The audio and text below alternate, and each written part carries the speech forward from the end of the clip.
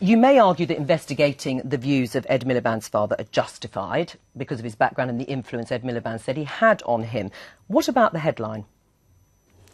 If I'd been the editor, I don't think I'd have put that headline on it, no. Why not? Because I didn't necessarily think that it reflected the tone and the point of the article. But I think that what is significant here is the reason the BBC is still pumping away at this story today, almost a week later, is because Ed Miliband is touring the newspaper offices and TV studios, beating the drum and desperately keeping it alive. You know, Ed Miliband had a perfectly valid point to make, and I thought that when he defended his father, I absolutely thought that was completely understandable. Why he is still harking on about it, when even the Mail aren't running anything more about this now, I think takes us in probably into the next part of the discussion. Yes, which we'll come on to. Leveson. Okay, and we're not the only ones. Political. We're not the only ones discussing it, of course. Absolutely. But the Labour leader, of course, as you say, again has been talking about it. But you didn't think the headline was appropriate. What about the photo Graves with the caption "Grave Socialist"? Now, of course, they've apologised for that. Well, do you think that was the right thing for the Mail to do? To apologise? Yes, for that photo.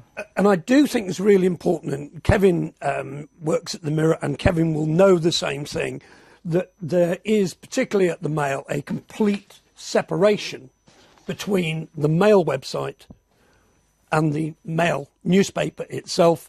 The Mail website will have been provided with the copy, but they will have effectively edited it themselves. It was a bad decision again, and the Mail were right to say sorry, and the Mail were right to remove it.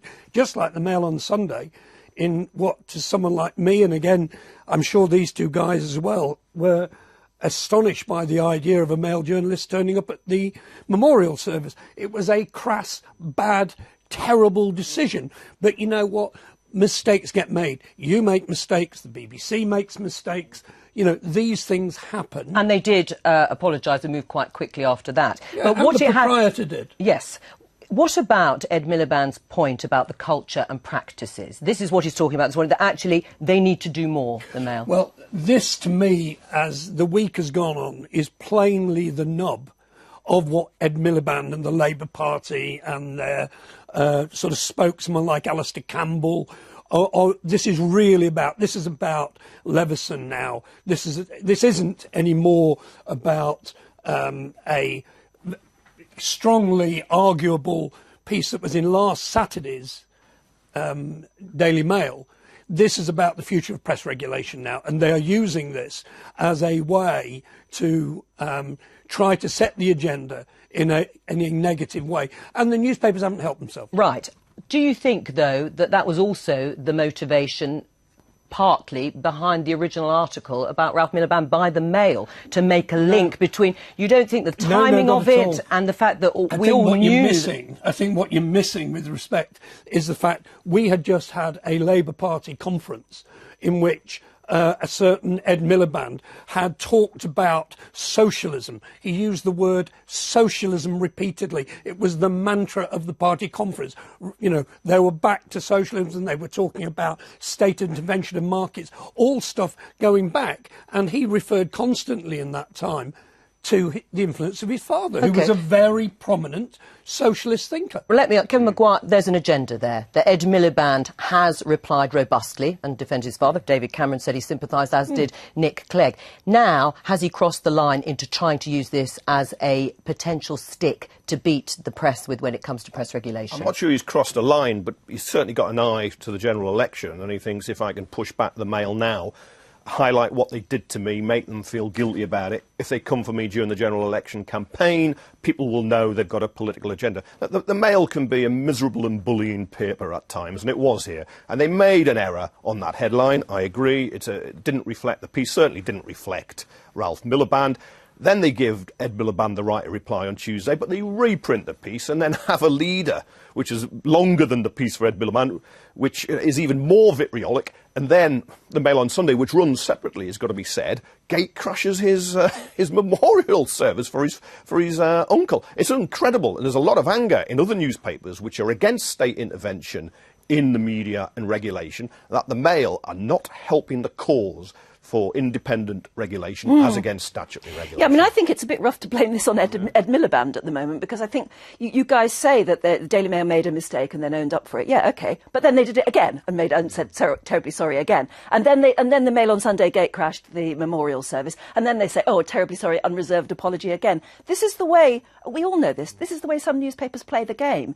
And it is cruel. And it continues the whole really, story. This is just the typical cynical opportunism of hacked-off hacks who want to jump on this, and they're desperate to... Nobody's bad. It's bad. The only people who made this happen was the Mail. It was, But that's all it was. It was some mistakes. They've apologised for two things. They've apologised for the online version, which, again, Anne, you know well is not the paper. It's you still know the Mail. this. It's yes, still but the it Mail. isn't run and on I know a that they daily use those basis things as an by excuse the- sometimes no, as well. You choose to, because you're hacked off and you have I'm an not, agenda. no, I'm not hacked well, off. you are. No, I'm not hacked Of course off. you are. No, I am not Well, hang on. hacked off. If Anne You're says she's hacked not, off the lower age, but right? maybe not the group. Very true. But Anna, Yeah. you've written for the Mail, haven't you? I've written for the Mail. I've written for Kevin's paper. I've written for lots of newspapers. And yeah. how's it left you in terms of Will you what write you might for it do? again? Yes. Well, will you? I have to say, yes, I have written for it since you the write for Leveson it again? Inquiry, and I do write for it, but I will only write what I will write for it. I won't write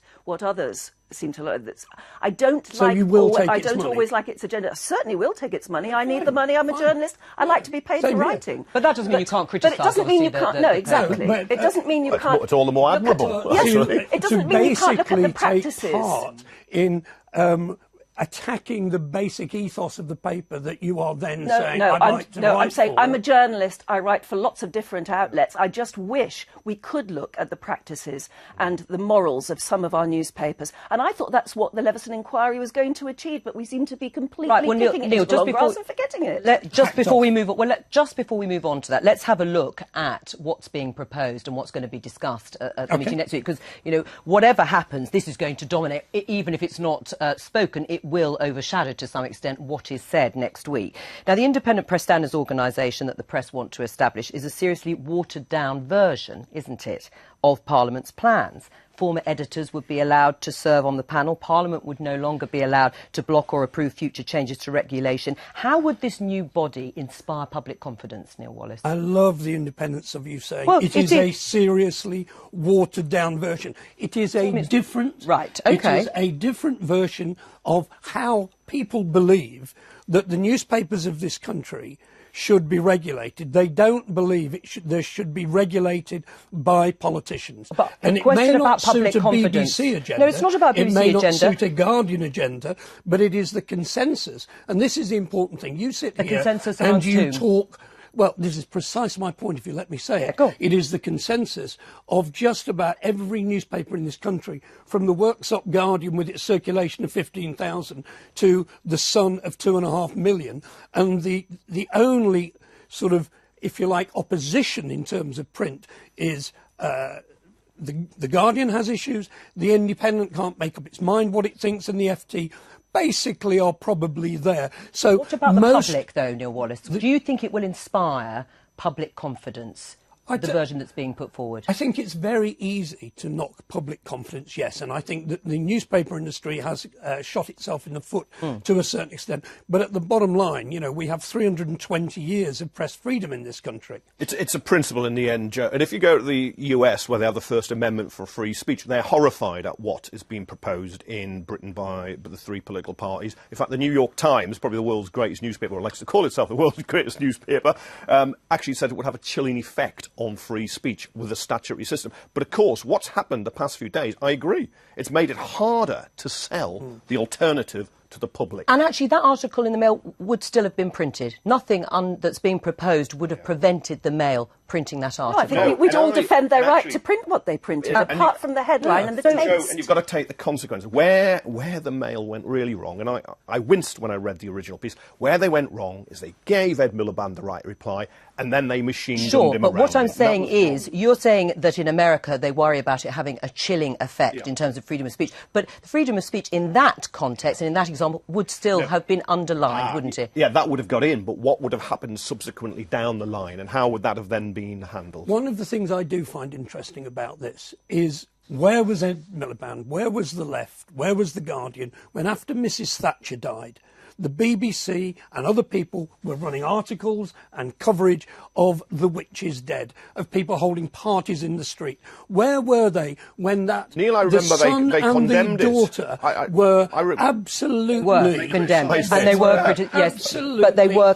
They were. Just before we finish this, I mean, Hacked Off and Diamond and the politicians, had they made and did they make a big error by not including the industry in their original discussions, which has left this impression of a stitch-up? You mean the pizza night? Yes. Yeah, or what's known as the pizza night. Well, I understood that on the pizza night there were regular phone calls to editors right the way through the night. But I would say if that's not true, that's what I heard. Yeah, but no, if it's not true, then yes, I think they probably were wrong not to include the press, because we do have to respect the press in this country. We are all very proud of a free press. Therefore, respect the fact that they do have a right to their say. But what they don't have a right to any longer, I believe, is to do what the heck they want, behave the way they want. I think they do need some sort of a regulation. Never did, because of the law libel, actually. Yeah. The law libel has never been enough in this country. I back the Human Rights Act, so I believe everyone has a right to privacy. And do you think their former editors should be sitting on whatever is formed in the future? That is something that the politicians have a problem with. If you're a former editor and you're not getting paid by newspapers, if you can get people on there who have experience of newspapers but mustn't be in the current pay of newspapers or planning to be the future pay of newspapers. Do you think that the new absolutely valid? Yes. Do you think a new regulator, Neil Wallace, established without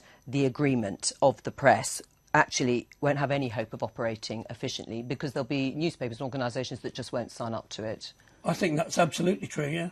I think, the idea that, in this democracy of ours, that you can compel thousands of local newspapers who are going to be devastated by the parliamentary plan. Incidentally, it's going to destroy, the local paper in your town, in our town, are going to be absolutely torn apart by some of these suggestions, and what they will not be able to support it, because it will destroy their businesses. The biggest threat is to local papers, which are bulwarks of democracy. It's not the national press that we're in, but the local papers, the regional papers, no, they will be taken to the wall. All right, I'm going to have to. The Sunderland Echo needs to survive. This could kill it. All right, Shields Neil Gazette, Wallace, actually. thank you very much.